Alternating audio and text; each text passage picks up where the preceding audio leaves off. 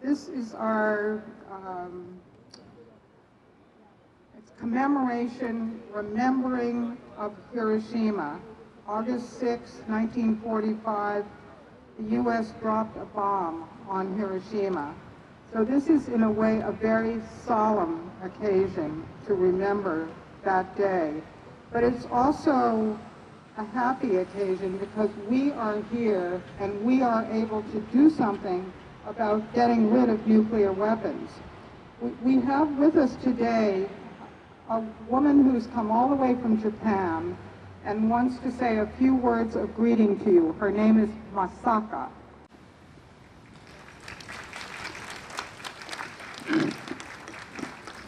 Good afternoon. I'm from Hiroshima, but I was not born in Hiroshima. Because I'm a Catholic nun, the place where we are missioned is my homeland already. So I can say I'm from Hiroshima. And of course I didn't experience the atom bomb. I'm not a victim. And none of my family is a victim.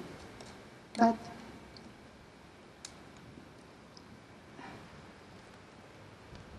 now the nuclear plant or nuclear power is all over everybody living on this earth. So we can say, we can be a victim nearby.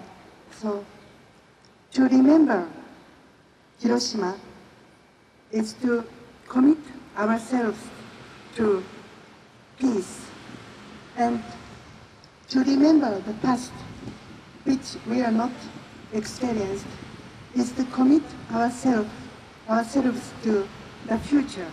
Thank you. Thank you so much. That's a perfect beginning for today.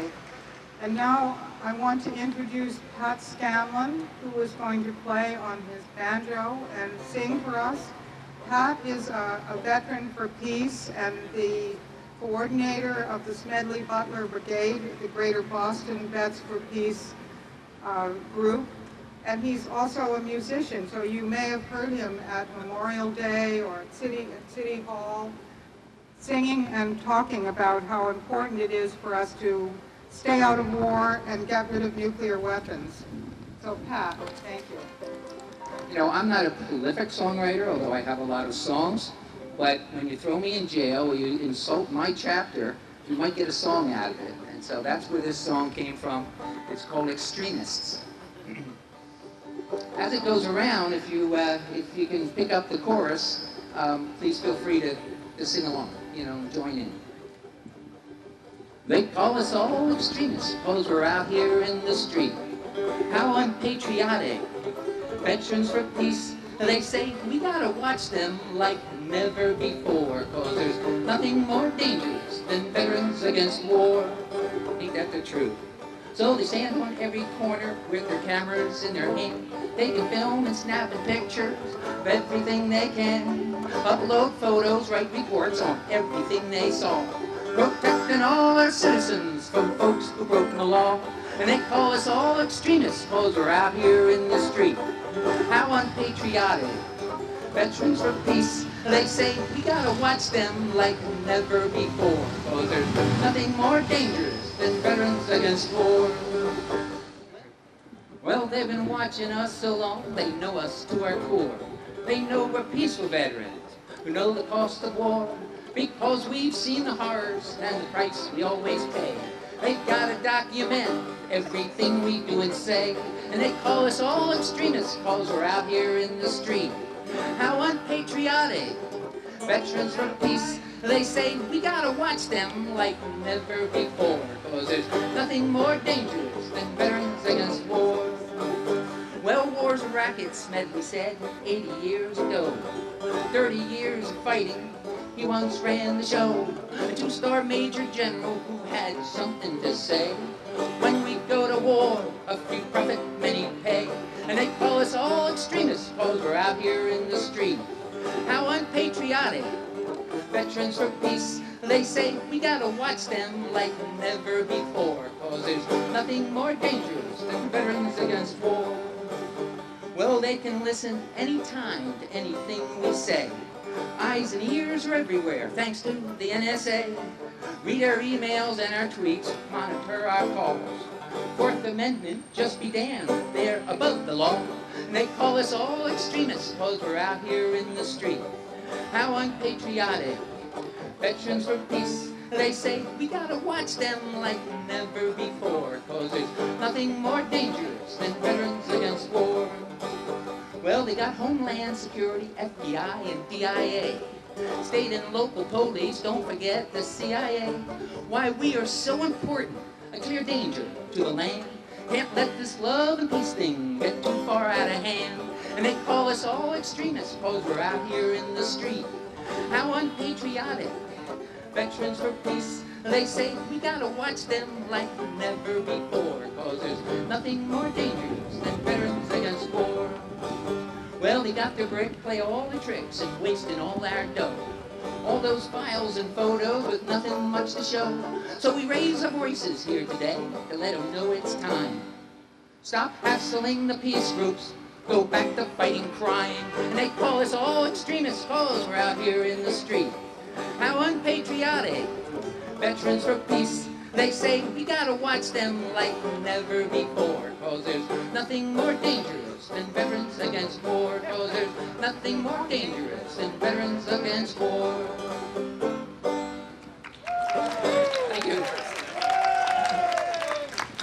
Well, first of all, I want to welcome all of you here, and I want to also thank Sheila for being such a wonderful leader of the peace movement in Cambridge, and I think you should give her a big round of applause.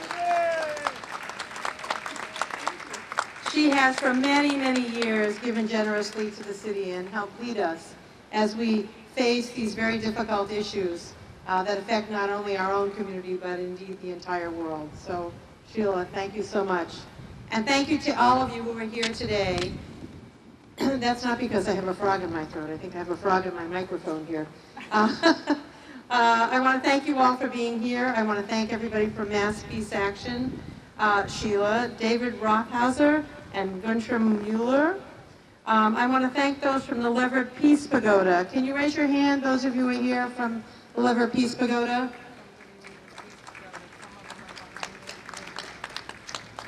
And of course, it's so wonderful to see the Veterans for Peace here, and indeed to hear some of them sing.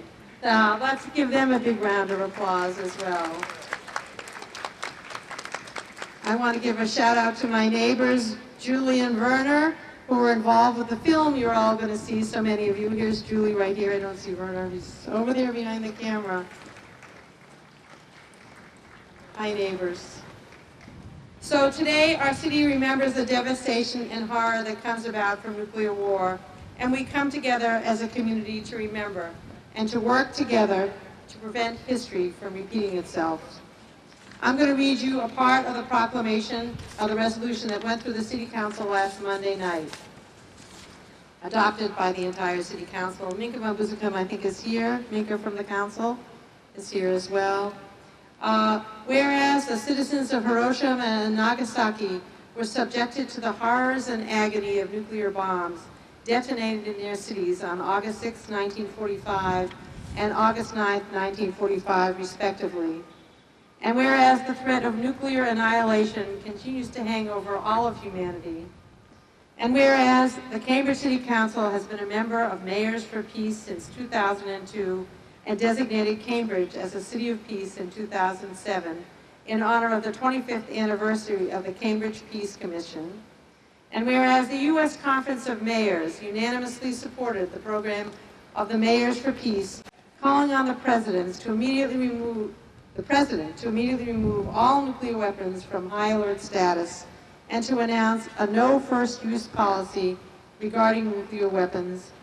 And whereas President Obama has repeatedly stated the necessity of eliminating all nuclear weapons, now therefore be it resolved that the City of Cambridge proclaims August 6, 2013 to be Hiroshima Day and August 9, 2013 to be Nagasaki Day, to honor the thousands of innocent victims of the nuclear detonations on those days.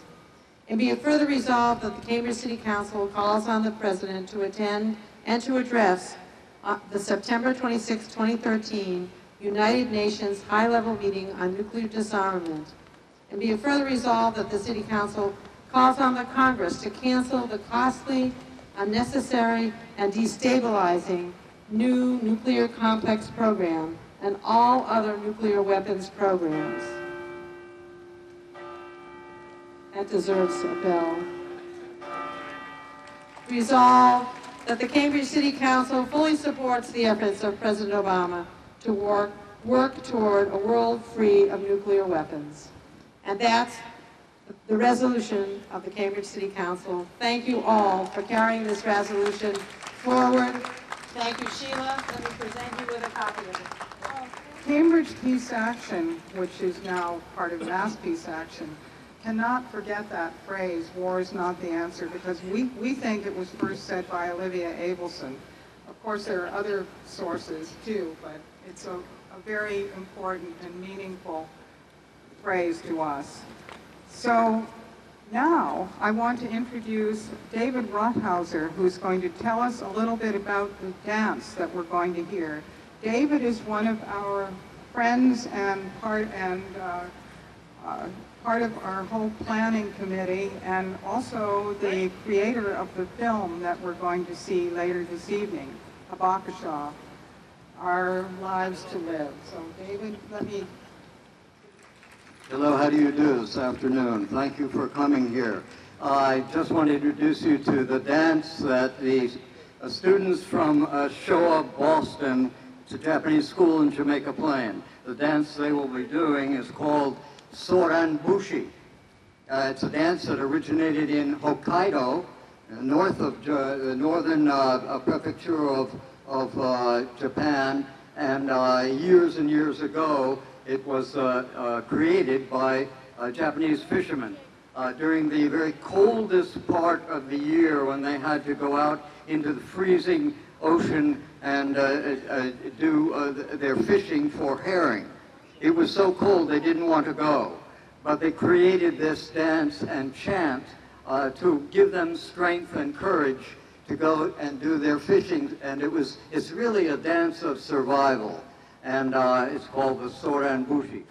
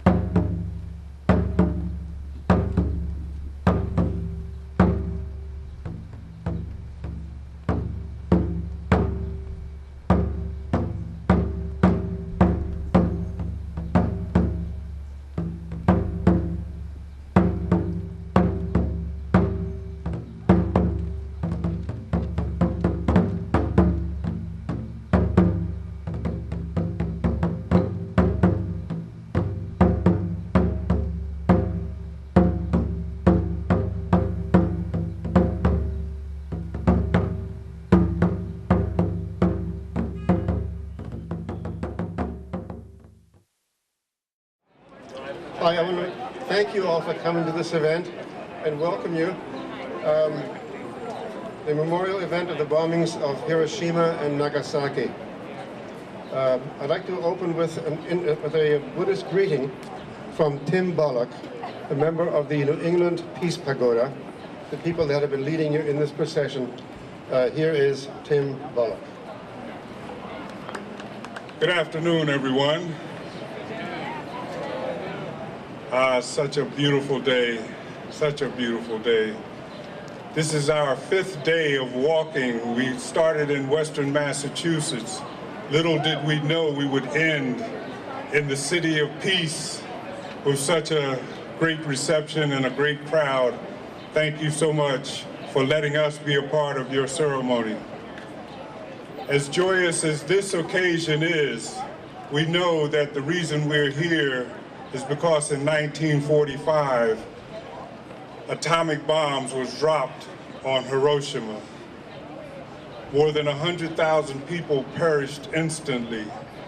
Many more died in the coming days, weeks, and months afterwards. Even today, survivors still suffer the trauma of that terrible occasion. Those survivors ask that this should never happen again. But alas, even today, people are still suffering from new nuclear weapons being developed and designed. It is up to us in choosing peace, in being in events like this, to bring an end to the violence that goes on in our world and in our country. So I thank you and welcome you here to this occasion to commemorate and to celebrate life. Thank you. I was sitting at home this morning, a little bit after 8, having my coffee, and I suddenly realized, oh my God, this was the moment. This was the moment 68 years ago when the bomb dropped on Hiroshima. And while sitting there and drinking my coffee, I was musing what things might be like if that were to happen this morning. What repercussions would be, what it would be like. So the next person I'm going to introduce to you has done a lot of thinking on what things would be like and on associated things. His name is Ira Helfand.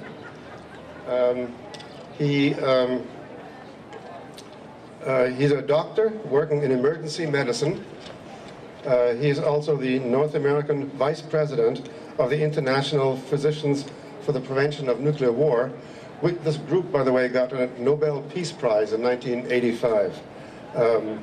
So please welcome Dr. Helfand. You know, on Hiroshima Day, we remember the people who died 68 years ago. But an even more important function of events like this is to serve as a reminder and a warning to us about the danger that we continue to face because of nuclear weapons in the world today. Hiroshima, Nagasaki, 2 bombs, several 100,000 people dead, 2 cities destroyed. In the world today, most of the nuclear weapons are many times more powerful than the Hiroshima or Nagasaki bomb, and there are nearly 20,000 of them.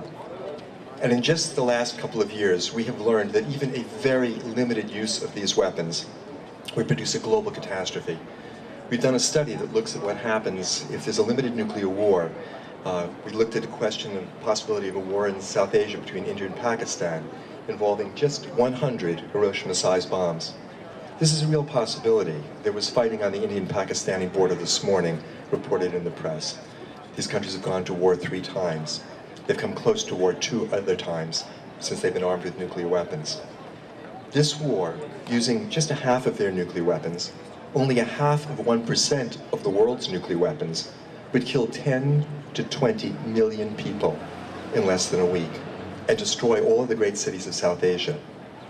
But those direct effects in India and Pakistan are just a very small part of the story, because what we have learned is that the fires that these bombs would create as the cities of South Asia burned would loft enormous amounts of soot into the upper atmosphere that block out sunlight, drop temperatures across the planet, cut down on precipitation across the planet, and for a full decade, there would be worldwide climate disruption that would affect food production to such an extent that something between 1 and perhaps as many as 2 billion people would be at risk of starvation. That's the end of the world that we know. It may not be the extinction of us as a species, but modern civilization does not survive the death of 1 to 2 billion people. And this is a real danger. It's something that could happen. It's something over which the major nuclear powers don't even have much control. This is not the future that must be, but it is the future that will be if we do not take action. Fortunately, there is a growing movement around the world to get rid of these weapons, to make an understanding of the medical, the humanitarian consequences of nuclear war the starting point for nuclear policy discussion.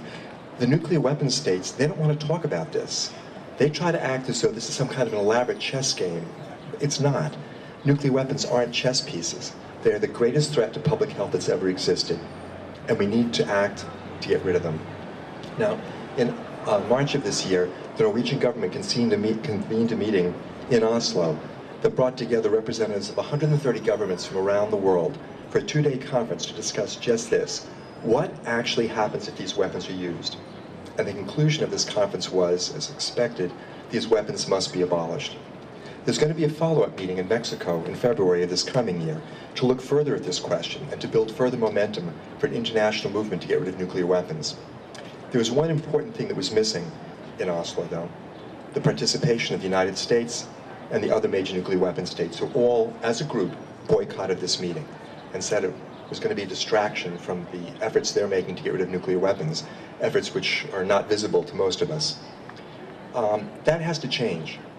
For the meeting that's coming up in February, we have to demand that the United States not only participate, but provide leadership.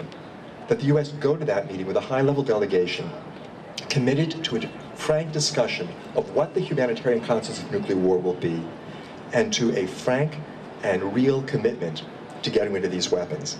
We also have to ask that President Obama himself take more leadership on this. In his speech in Berlin in June, he again said that he wants to work for a world free of nuclear weapons.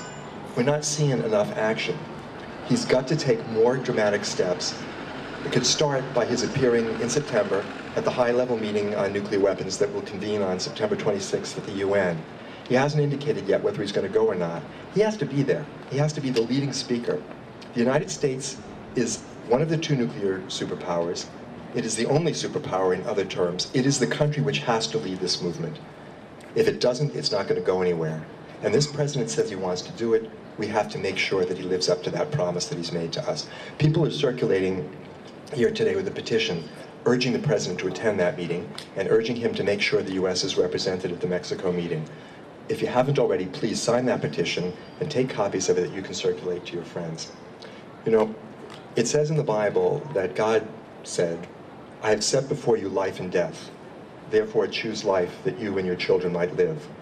That is literally the choice before all of humanity today. And we have to choose wisely, and we have to act with courage and determination so that indeed our children have a chance to live. Thank you.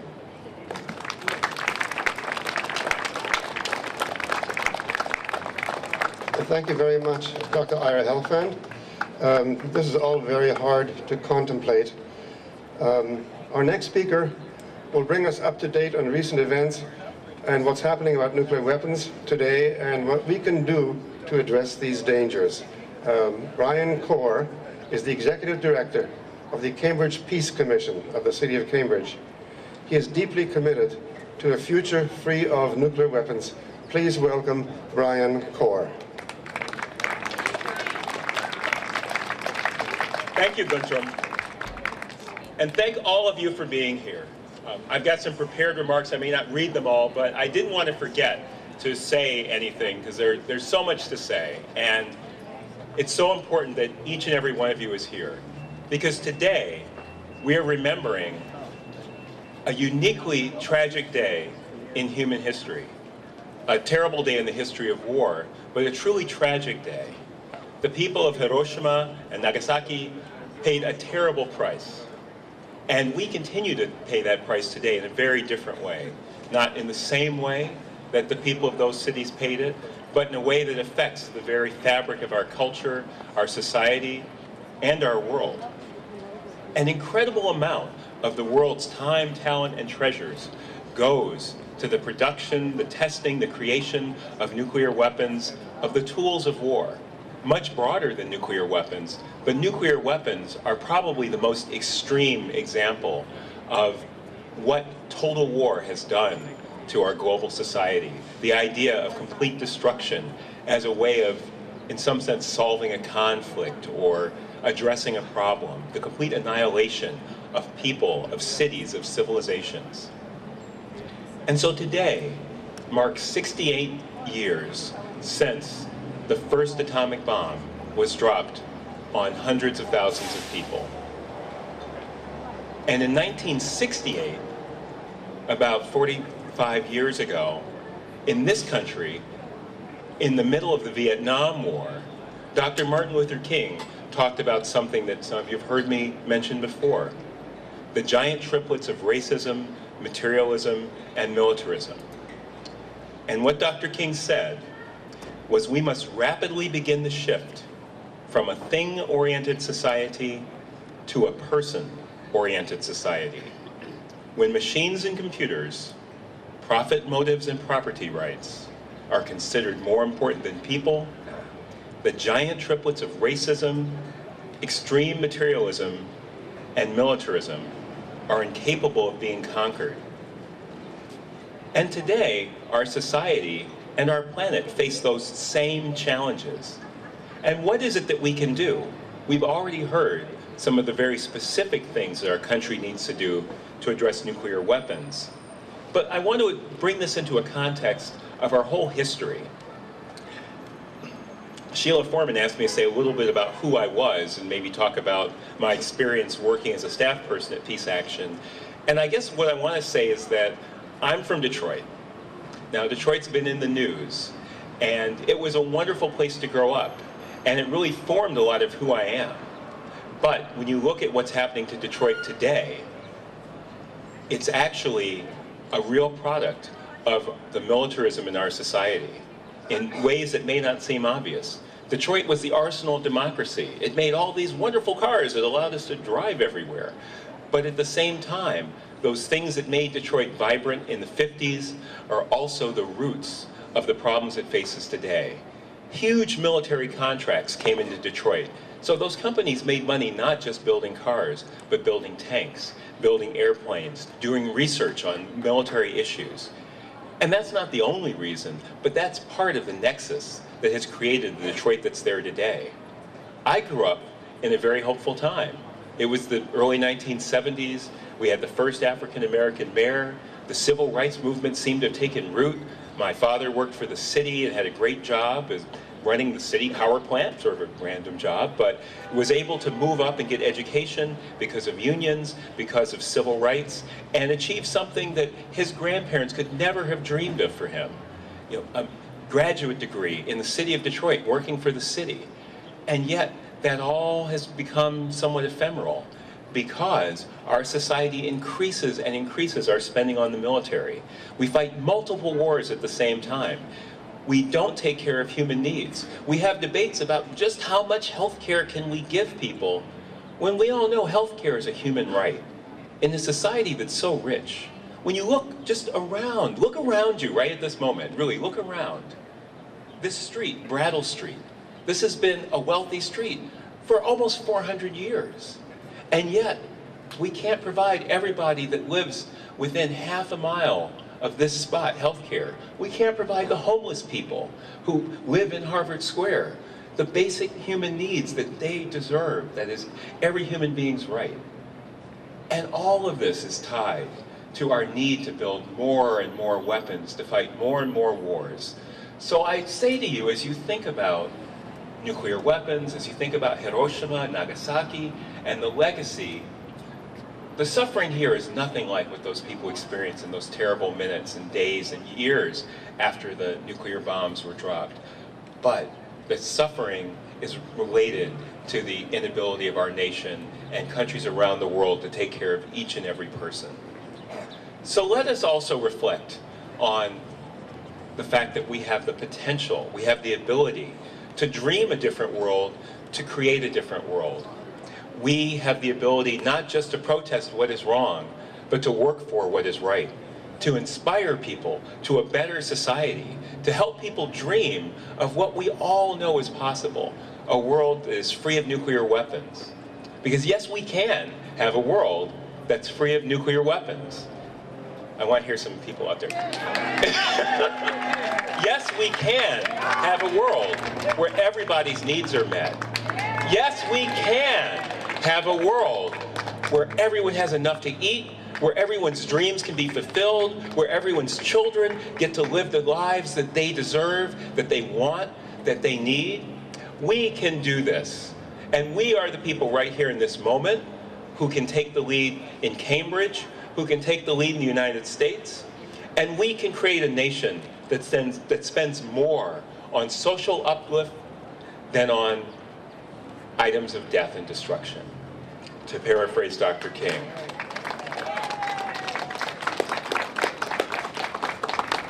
So I want to end with a brief statement that at this point is getting kind of old, but it's from 1960. And again, some of you have heard this. This is from the founding document of the Student Nonviolent Coordinating Committee, SNCC, 1960. So this goes back more than 50 years, and I think the vision that they saw is still the vision that we need to see. Through nonviolence, courage displaces fear. Love transforms hate. Acceptance dissipates prejudice. Hope ends despair. Peace dominates war. Faith reconciles doubt. Mutual regard cancels enmity. Justice for all overthrows injustice. The redemptive community supersedes systems of gross social immorality. And that vision was true in 1960, and it's true in 2013, and it'll be true in 2095. But each of us needs to take that challenge and bring it forth into the world. So again, thank you for being here. Thank you for being part of this. And take that message out with you today and tomorrow and the days after that. Thank you. Thank you very much, Brian Kaur, for giving us a larger context of these issues, and especially at the end for those words of hope. That was I very much appreciate it. Next, we are privileged to have an anti-nuclear weapon activist who is also an excellent singer. Now, those of you who are at City Hall already heard him sing, Pat Scanlon. Those who did not hear him, he's a Vietnam vet, a member of Veterans for Peace, and the coordinator of its Boston chapter called the Smedley Butler Brigade. Please welcome Pat Scanlon. Thank you. Can all the veterans out here, any veterans, if you could come up and join us? This is your part. You ready? There's no place to hide, everybody. There's no place to hide once the missiles fill the skies. The earth, it's gonna die. Come down. It's too late to ask them why. It'll be over so fast. Makes no sense to cry. Just give your kid a great big hug and kiss your ass goodbye. Okay, so everybody, I want to see everybody's hands up. Everybody's hands up.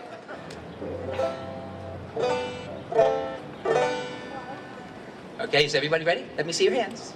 Okay. It goes, there's no place to hide once the missiles fill the skies. Earth is gonna die, it's too late to ask them why. It'll be over so fast, makes no sense to cry. Just give your kid a great big hug and kiss your ass goodbye. But there is no place to to hide once the missiles fill the skies. The earth, it's gonna die, it's too late to ask them why. It'll be over so fast, makes no sense to cry. Just give your kid a great big hug and kiss your ass goodbye. Well, I'm a survivalist and I'm going to survive. After Armageddon, friend, well, I'll be alive. I've been through my training, got my ammo and gun. If my neighbor comes looking for help, I'll shoot that son of a gun. But there is no place to hide once the missiles fill the skies. The earth, it's gonna die, it's too late to ask them why. It'll be over so fast, makes no sense to cry. Just give your kid a great big hug and kiss your ass goodbye. I'm here, and we're all here today because we're remembering the bombings of Hiroshima and Nagasaki, which, by the way, I was born 8 years after the Nagasaki bombing, so I always kind of keep in my mind that day. We keep in mind the many survivors, the hibakusha, who share their stories and commitment to never again, that what they've suffered should never be suffered by anyone again. These men and women are really true heroes and true inspirations to all of us. As Guntram said, I'm a member of the Women's International League for Peace and Freedom. Obviously, I haven't been in it since 1915, but obviously we still have a lot of work to do. My colleague Joan Eckline was a child. She's here today somewhere. She was a child and remembers the bombings. And she remembers the sense of horror, but also the sense among people that surely, with all the devastation that was wrought by these bombings, surely they would never be used again and we would get rid of these weapons. But indeed, that has not happened. As we stand here now in the 68th year of the nuclear age, we are feeling the pain of the hibakusha. They wanted these weapons to be gone long before they're still here. So we must continue through the generations to end this terror for the hibakusha, but for all of us, as people have spoken of before. So to achieve never again, our nation must obviously pursue this on an international basis through international agreements, and has to play a very leading role, as Ira spoke earlier, I believe, because we are one of the biggest, nuclear power as well as the conventional weaponry power. We have a reason. We really have to lead in that, or else it's not going to happen. Nobody else is going to want to take it on. But it's interesting. I've gone to a few of the international meetings, and I realize, it seems very removed from people. It falls into the background because, it hasn't just happened. It just seems like we can keep going like this. I find even the language in this realm of political work can be quite misleading. So, for example, take the concept of non-proliferation. Now, most people, I think, would say, oh, non-proliferation, that means nobody should make any more of these weapons, right? Well, that's not what it means in this context. What it means is that it's only used in relation to the countries who did not have nuclear weapons at the time that the Nuclear Non-Proliferation Treaty was signed. They are the nuclear have-nots, okay? So back in 1968 to 1970, they didn't have weapons. They promised not to get weapons because, after all, the big five, those of us with weapons, were going to get rid of ours, so they wouldn't have to worry. So non-proliferation focuses on the danger that others, and right now the other seems to be, as you know, Iran. It's the danger that they might produce a nuclear weapon. We hear about Iran going nuclear when they build nuclear reactors and enrich uranium. But what we don't hear in the public sphere, unless you happen to really follow this closely, is that all countries who signed the Nuclear Non-Proliferation Treaty have a right to the peaceful use of nuclear power. That's part of the treaty, Article 4. So, a lot of us here don't think nuclear power is such a great thing, okay? But it is part of the treaty. So, what I want to say is, we have to learn. When the treaty was written, it was one thing, but we obviously have to learn. There's got to be some changes, and the disaster of Fukushima was only the last in the series, and unfortunately probably one of the very worst in the series of nuclear accidents. It's still not resolved, even though it's not in the headlines all the time. It's still wreaking havoc. It's wrought a lot of destruction in Japan and beyond, and we don't know when it's going to be resolved. There's global consequences even as we speak. Stuff's going around. And it has to be taken up in a global manner. It can't just be taken up arbitrarily. Oh, we don't like Iran, they're going nuclear because they're building power plants. So there's another thing I think most people don't know, because I learned this when I started to try to inform myself more about the questions of abolition. Most people don't know that the countries that have nuclear weapons, like ourselves, but who signed the treaty, we don't have to have any inspections of our nuclear complex. We're fine. We can just keep doing whatever we want to do, including enhance the nuclear complex. Even though we really shouldn't be, that's not part of the spirit of the treaty. However, the non-nuclear weapon states, the countries without them who were signatories to the treaty, they do need inspections. So how would we feel if the roles were reversed? I don't think we'd think that was all that fair. Okay, so there's been a reduction since the peak of the Cold War era when there were 60,000 nuclear weapons. Okay, we only have 17,000 now, but I think we already heard from Ira that, that's way, way over what it would take to just annihilate the planet. We really need to stick to our obligations, and our role here in this country is to really push for our government to abide by our obligations in the treaty. So here's the current condition of the nuclear haves, us and a few others, and who tenaciously hold on to our weapons. And then we have the nuclear have-nots, who are threatened by them. And we've all heard the phrase recently, all options are on the table. I mean, if that isn't saying, we got the big bomb here, this is not a stable situation. And of course, whether they're sitting in submarines or in silos or partially dismantled somewhere ready to be put together again, which is what we have in this country, by the way, they still pose a threat to us all, and they inherently spur a desire by others to have nuclear weapons. So we need our government to be accountable for the Hibakusha and for all of us. So on the positive side, there are, what many people don't know, unless they happen to see some of the exhibits that Guntram has put together with the nuclear globe, there are a number of nuclear weapons-free zones around the world. And they're set up by treaty, and they do have certain, different provisions, each one. But that's sort of a hopeful sign, and I think, and guess what? They're mostly in the nuclear south, although there are some in Asia and, of course, the Arctic and Antarctic. But there's one more thing.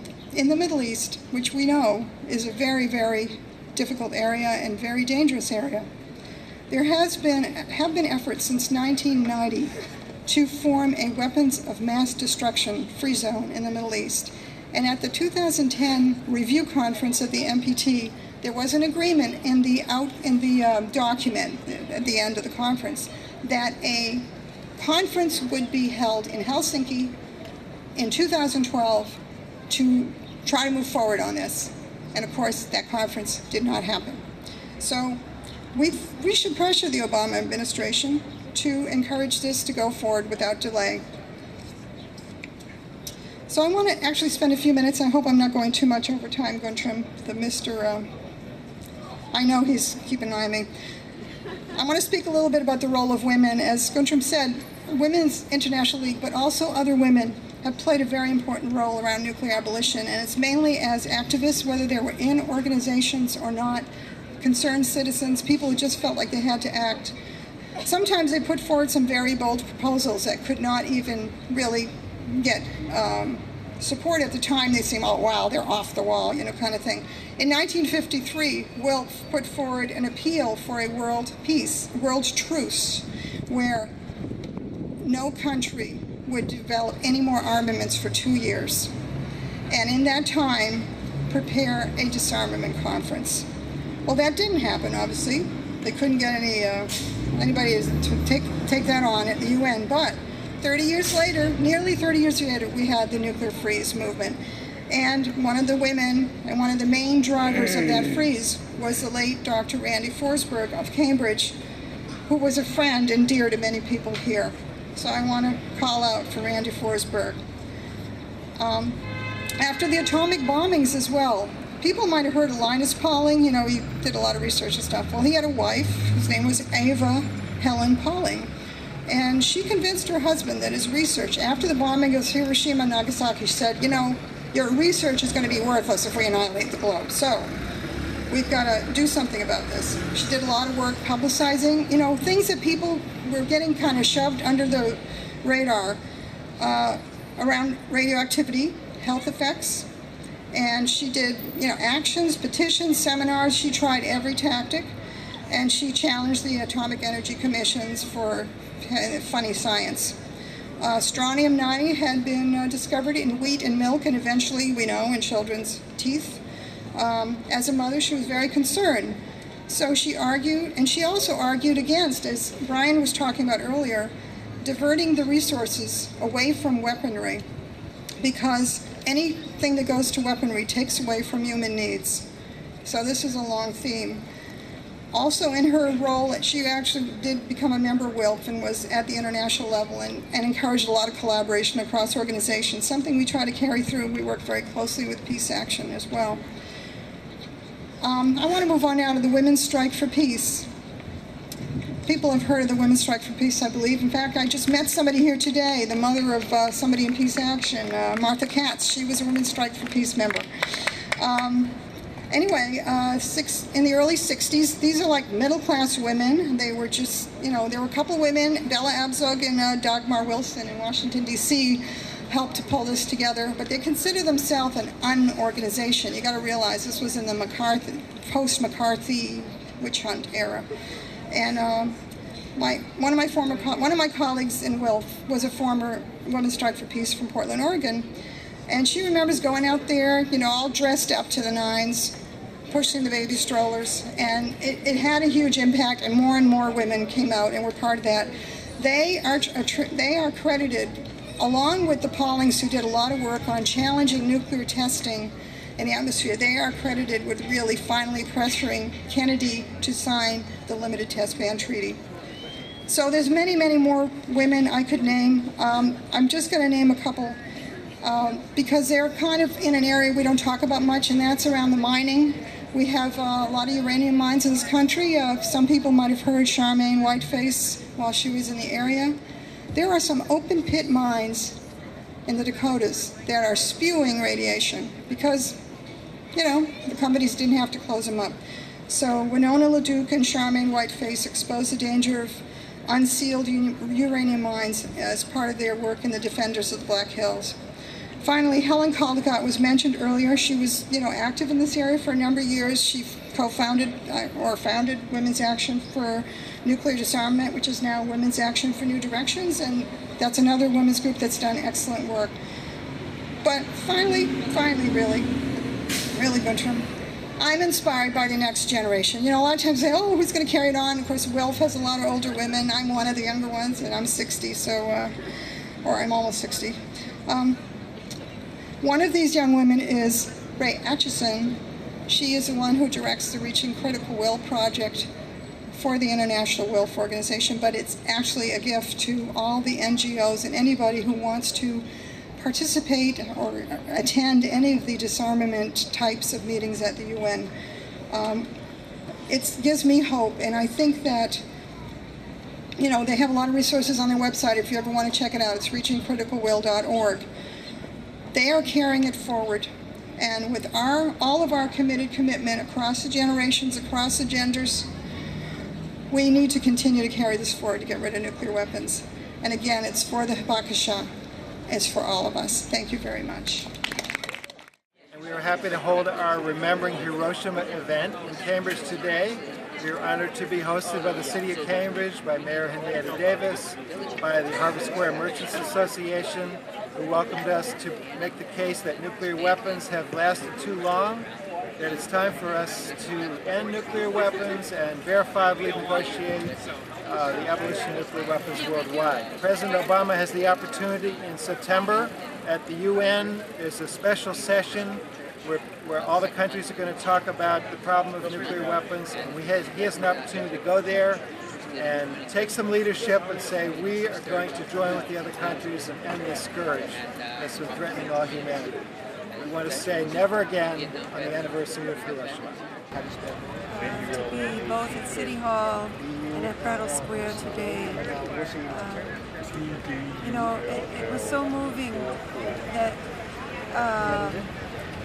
the city of Cambridge, an actual whole town, a whole city, mind and heart of this city was saying no to nuclear weapons and yes to life, and yes to humanity, and yes to the earth, and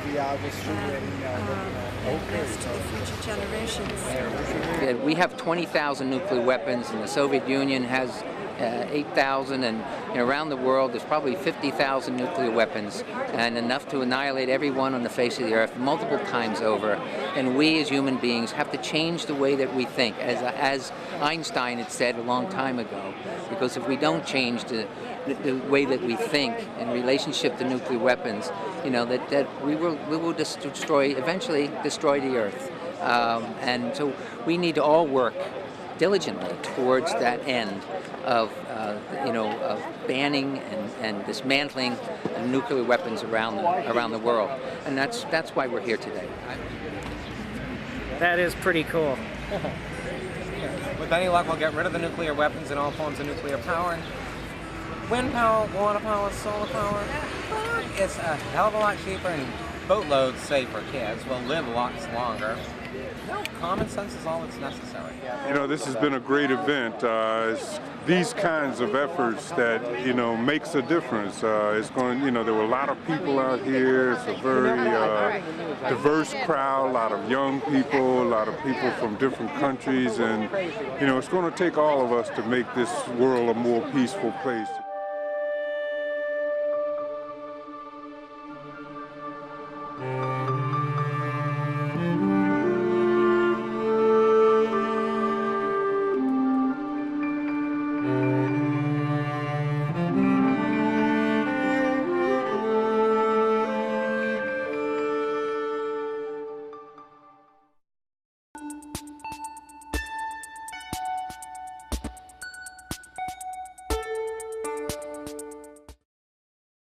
I always loved filmmaking when I was young and just didn't have a chance to do it. And I walk beside CCTV's window many times, and then seems like I always want to come in, but 3 years ago after I retire, I finally get the courage to come in. Well, I came first to CCTV, I think it was in 2007, and got involved in one of the groups that does local TV on local news. You Are Here was the program. My first interaction was purely based on my business development with the computer lab, learning, different software for business. CCTV had all kinds of wonderful programs, and I could participate in many courses. Courses are just wonderful. The instructors are wonderful, and the people were just very nice and very helpful, and I couldn't think of a better place if anybody wants to learn film.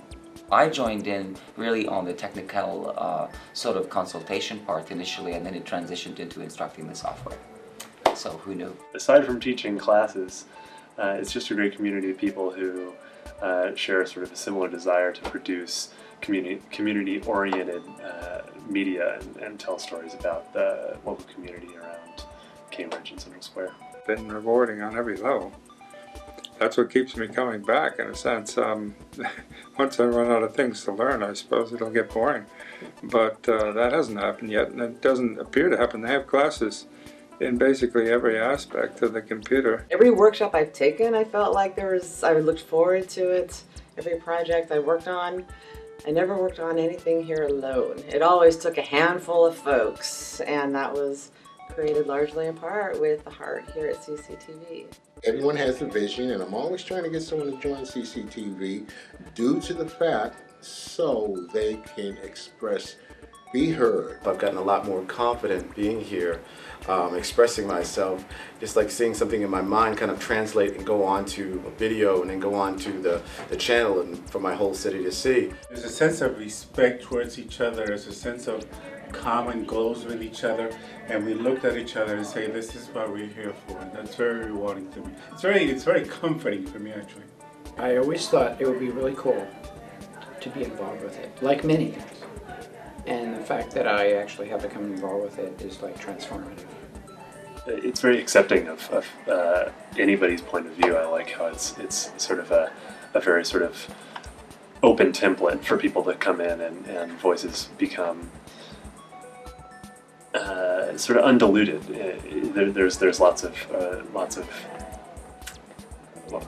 variety among people's points of view and opinions and things, and all of those get broadcast in a very sort of loud and powerful voice. And I think it's a rare thing to see.